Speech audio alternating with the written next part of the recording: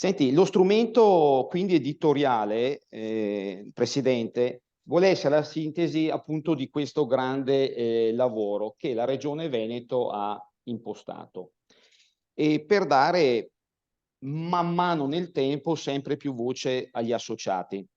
quindi per aumentare anche il networking e valorizzare, come abbiamo detto anche prima, tutti i territori, perché comunque ognuno ha caratteristiche proprie e ognuno chiaramente deve trasmettere i propri pensieri.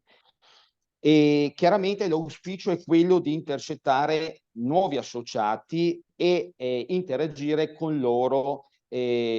cercando anche di coinvolgerli in un determinato modo prima della loro adesione, perché chiaramente è un aspetto molto importante e fondamentale.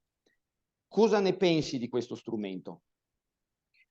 Ma questo strumento, come tutti gli strumenti, direi che hanno questa finalità, cioè quella di dare grande ascolto ai colleghi, quella di aumentare il networking, quindi la rete, la condivisione, quella di valorizzare il brand della federazione, quello di far conoscere alla categoria, ai colleghi, in questo caso del Veneto, ma sono poi eventualmente strumenti esportabili in altre realtà, se funzionano e creano ovviamente, o meglio, raggiungono l'obiettivo e la finalità che si propongono di raggiungere. Quindi credo che appunto siano soprattutto da, come dire, apprezzare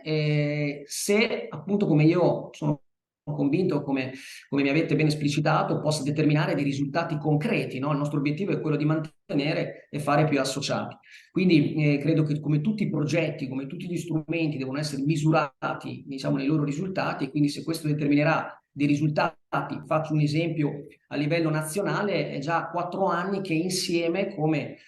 diciamo federazione, quindi a tutti i livelli, le regioni, le province, dopo un ampio confronto e discussione, hanno deciso di destinare una parte, diciamo, delle risorse che solitamente erano destinate ai territori, diciamo, di quei 55 euro alla pubblicità nazionale e istituzionale, che non è detto che venga riconfermata il prossimo anno, può essere che si cambi anche direzione, ma per dire questa scelta di destinare una parte di risorse alla pubblicità nazionale piuttosto che al centro studi, in questi 4 anni ha portato dei risultati misurabili in termini di sviluppo associativo. Siamo ad oggi a oltre 200 associati in più rispetto all'anno scorso. Quindi credo che, ripeto, tutti quegli strumenti che portano benessere, beneficio alla federazione, sia in termini di mantenimento che di sviluppo associativo e o di credibilità e di aumento dell'immagine positiva della federazione e della categoria, sono assolutamente da premiare e da portare avanti.